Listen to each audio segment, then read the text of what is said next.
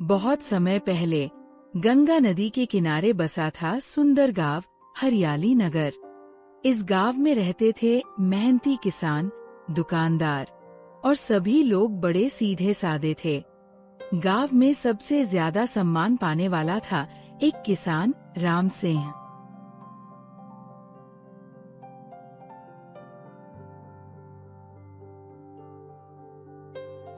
सुमित्रा, देखो कितनी अच्छी फसल हुई है इस साल। गेहूं के दाने सोने जैसे चमक रहे। हाँ, भगवान का शुक्र है। आपकी मेहनत और ईमानदारी का फल मिला है। पापा, आप हमेशा कहते हैं कि मेहनत और सच्चाई से कमाया गया पैसा ही सुख देता है। बिल्कुल सही कहा बेटा। झूठ और धोखे से कमाया गया पैसा कभी टिकता नहीं। इसी समय शहर से आया एक व्यापारी मनोहर। उसके पास बहुत पैसा था, लेकिन वो धोखेबाज और लालची था। वह हमेशा लोगों को धोखा देकर अपना फायदा करता था। नमस्कार भाइयों, मैं दूसरे गांव से आया हूं। मनोहर अग्रवाल है मेरा नाम। सुना है आपके गांव में बहुत अच्छी फसल होती है। हाँ साहब, हमारे यहाँ की फसल बहुत अच्छी होती है। राम सिंह भाई सबसे अच्छे किसान हैं। मनोहर गांव घूमते घूमते राम सिंह के खेत तक पहुंच जाता है। तो आप है राम सिंह जी, आपकी बहुत तारीफ सुनी है। नमस्कार साहब, आइए बैठिए। क्या सेवा कर सकते हैं आपकी? मैं आपकी पूरी फसल खरीदना चाहता हूँ। नाम है मनोहर अग्रवाल। ये तो बहुत अच्छी बात है। आप क्या भाव देंगे? ये भोला भाला लगता है। इसे आसानी से बेवकूफ बनाया जा सकता है। मैं आपको बाजार से 50 रुपए ज्यादा दूंगा प्रति क्विंटल। बस एक छोटी सी शर्त है। पहले आप मुझे 50,000 रुपए एडवांस दे। ये मेरी कंपनी की पॉलिसी है। लेकिन साहब, खरीदार एडवांस देता है, बेचने वाला नहीं। अरे भाई, आप गांव के लोग हैं, शहर के तरीके नहीं जानते। बड़े व्यापार में यही होता है। मैं आपकी फसल का इंश्योरेंस भी करवाऊंगा। हाँ, अगर इंश्योरेंस हो जाए तो अच्छा है, लेकिन 50,000 रुपए तो बहुत ज्यादा है। ठीक है, आप जितना दे सके। 25,000 रुपए ही सही। ठीक है, मैं पहले अपने घर पर बात करके आपको बताता हूँ। राम सिंह अपने घर की ओर चल देता है।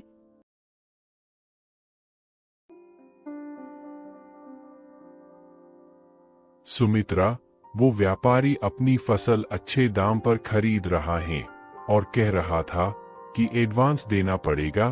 क्या करूं? जी, मुझे कुछ अजीब लग रहा है। पहले कभी सुना नहीं कि बेचने वाला एडवांस दे। लेकिन वो इंश्योरेंस की बात भी कर रहा था और फिर बाजार से 50 रुपए ज्यादा भी दे रहा है। पापा, मैंने स्कूल में पढ़ा है कि हमेशा एडवांस खरीदार देता है। कहीं कोई धोखा तो नहीं? नहीं बेटा, वो इतना बड़ा व्यापारी है, गलत क्यों करेगा? राम सिंह ने अपनी पूरी जमा पूंजी निकाली और मनोहर को देने के लिए चल पड़ा। राम सिंह ने अपनी पूरी जमा पूंजी निकाली और मनोहर को 25,000 रुपए दे दिए। बहुत अच्छा राम सिंह जी, अब मैं कल अपने ट्रक भेजूंगा फसल लेने के लिए। कल? इतनी जल्दी? अभी तो फसल काटी भी नहीं है। अरे हाँ, मैं भूल गया। 1 हफ्ते बाद आऊंगा। आप फसल तैयार रखिए।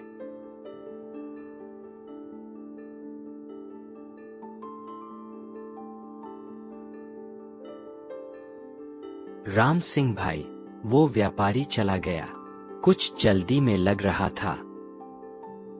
हाँ, कह रहा था कि दिल्ली में अर्जेंट काम है, 1 हफ्ते बाद वापस आएगा।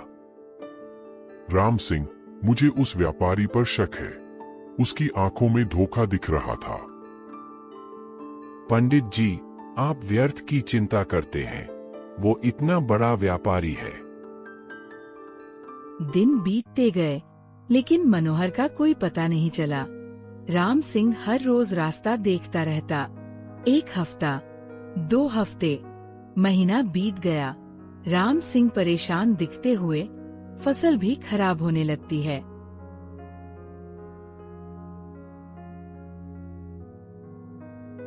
अभी तक वो व्यापारी नहीं आया। अब तो फसल खराब होने लगी है। पता नहीं क्या हुआ, कहीं कोई एक्सीडेंट तो नहीं हो गया।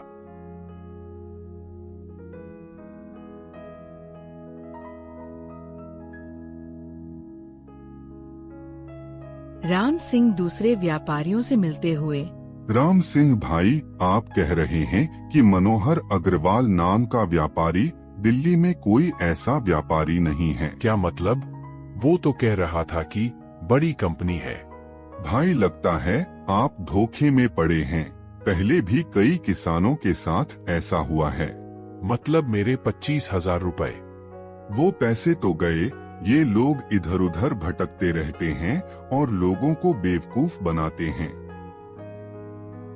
राम सिंह उदास होकर घर लौटते हुए, सुमित्रा, हमारे साथ धोखा हुआ है। वो व्यापारी झूठा था। मैं पहले से ही कह रही थी कि कुछ गड़बड़ है। अब क्या होगा? पापा, आपने मेरी बात क्यों नहीं मानी?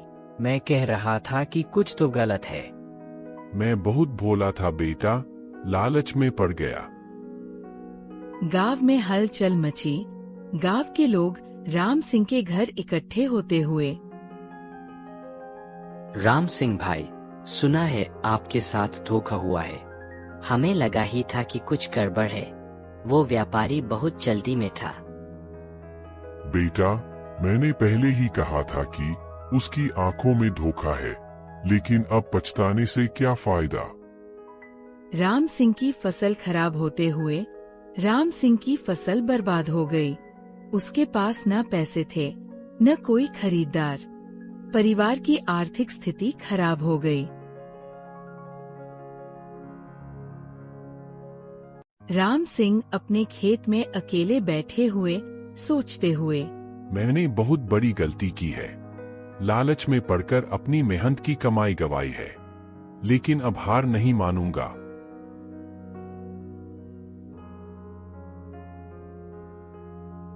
पापा, आप परेशान मत होइए। मैं पढ़ाई छोड़कर आपकी मदद करूंगा। नहीं बेटा, तुम पढ़ाई जारी रखो। मैं फिर से मेहनत करूंगा। इस बार कोई गलती नहीं करूंगा। राम सिंह सुबह से शाम तक काम करते हुए राम सिंह ने फिर से कड़ी मेहनत शुरू की। इस बार वो और भी सावधान था। किसी भी अनजान व्यक्ति पर भरोसा नहीं करता था। इस बार मैं केवल विश्वसनीय व्यापारियों से ही डील करूंगा। पहले पूरी जांच परख करूंगा। नई फसल लहलहाते हुए राम सिंह खुश दिखते हुए राम सिंह की मेहनत रंग लाई। नई फसल पहले से भी अच्छी हुई। इस बार वह बहुत सावधानी से व्यापार करने का फैसला किया। राम सिंह विश्वसनीय व्यापारी से मिलते हुए, राम सिंह जी, आपकी फसल बहुत अच्छी है। हम आपको सही दाम देंगे। पहले मैं आपके बारे में पूरी जानकारी लूंगा, फिर डील करूंगा। बिल्कुल सही कह रहे हैं। यहाँ मेरे सभी डॉक्यूमेंट्स हैं, आप जांच लीजिए। राम सिंह सभी डॉक्यूमेंट्स जांच करके डील करके वापस आता है। और तभी मनोहर भी गांव में वापस आता है। राम सिंह जी, मैं वापस आया हूँ। मुझे माफ कर दीजिए। तुम्हारी हिम्मत कैसे हुई यहाँ वापस आने की? भाई, मैं बहुत पछता रहा हूँ। मेरे साथ बहुत बुरा हुआ है। अरे धोखेबाज, तूने राम सिंह भाई को बर्बाद कर दिया था। मैंने कई लोगों को धोखा दिया था, लेकिन अब मेरे साथ भी वैसा ही हुआ है। मेरे साझीदार ने मुझे धोखा दिया, मेरा सब पैसा ले गया। तुम्हारे साथ जो हुआ वो तुम्हारी करनी का फल है। मैं जानता हूँ। मैं आपको आपके पैसे वापस करना चाहता हूँ। मेरे पास एक गहना है, उसे बेचकर पैसे दूंगा।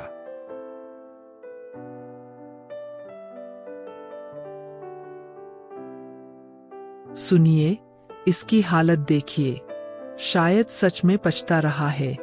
मैं जानता हूं कि इसने मुझे धोखा दिया है, लेकिन अगर मैं इसे माफ नहीं करूंगा तो मेरे और इसमें क्या फर्क रहेगा। मेरे पिता कहते थे, बुराई का बदला बुराई से नहीं, अच्छाई से लेना चाहिए। शायद इसे एक मौका देना चाहिए। मैं तुम्हें माफ करता हूं, लेकिन एक शर्त है। आप मुझे माफ कर रहे हैं, कोई भी शर्त मंजूर है। तुम्हें वादा करना होगा कि अब कभी किसी को धोखा नहीं दोगे, और जो लोगों को धोखा दिया है उन सबसे माफी मांगनी होगी। मैं वादा करता हूँ, मैं अपनी जिंदगी बदल दूंगा। राम सिंह भाई, आपने बहुत अच्छा किया। ये हमारी संस्कृति है। राम सिंह, तुमने धर्म का पालन किया है। भगवान तुम्हारा भला करेगा। मनोहर ने गांव में ही रहने का फैसला किया। उसने एक छोटी दुकान खोली और ईमानदारी से व्यापार करना शुरू किया। भाई साहब, ये चावल बिल्कुल शुद्ध है। मैं अब कभी मिलावट नहीं करता। वाह मनोहर भाई, आपके यहाँ से सामान लेने में अब डर नहीं लगता। भाई, झूठ और धोखे से जो कमाई होती है वो टिकती नहीं। अब मैं सच्चाई से काम करता हूँ। समय बीतता गया। राम सिंह की मेहनत और ईमानदारी का फल मिला। उसकी खेती फिर से फल फूल रही थी। राम सिंह और मनोहर मिलकर गांव के विकास की योजना बनाते हुए। मनोहर, तुम्हारे व्यापारिक अनुभव से हम गांव के लोगों को बेहतर व्यापार सिखा सकते हैं। जी हाँ, मैं सभी को सिखाऊंगा कि कैसे ईमानदारी से व्यापार करके अच्छा फायदा कमाया जा सकता है। गांव में एक नया व्यापारी आते हुए, लेकिन इस बार सब सावधान। मैं मुंबई से आया हूँ, आपकी फसल खरीदना चाहता हूँ। पहले आप अपने डॉक्यूमेंट्स दिखाइए। डॉक्यूमेंट्स? अरे भाई, मैं तो सिर्फ फसल खरीदने आया हूँ। भाई साहब, हमें आपकी पूरी जानकारी चाहिए। हम अब बहुत सावधान हैं। आप कहां से आए हैं? आपकी कंपनी का नाम क्या है? मैं अकेला व्यापारी हूँ, कोई बड़ी कंपनी नहीं है। लेकिन आप इतनी बड़ी मात्रा में फसल क्यों खरीदना चाहते हैं? मैं दूसरे शहरों में बेचता हूँ। रुकिए, मैं इसे जानता हूँ। ये भी वैसा ही धोखेबाज है जैसा मैं था। मनोहर को देखकर वह व्यापारी भागने लगता है। देखो कैसे भाग रहा है। पहले हमारे साथ भी ऐसा ही होता था। अब कोई भी धोखेबाज हमारे गांव के लोगों को बेवकूफ नहीं बना सकता। कुछ समय बाद राम सिंह और मनोहर ने मिलकर एक ट्रेनिंग सेंटर खोला। यहाँ लोग सीखते थे कि कैसे सुरक्षित व्यापार करें, कैसे धोखेबाजों को पहचानें। राम सिंह और मनोहर की समझदारी से अब गांव में कोई भी धोखेबाज व्यापारी नहीं आता था। सच्चाई, मेहनत और माफी, ये 3 गुण जीवन को सफल बनाते हैं।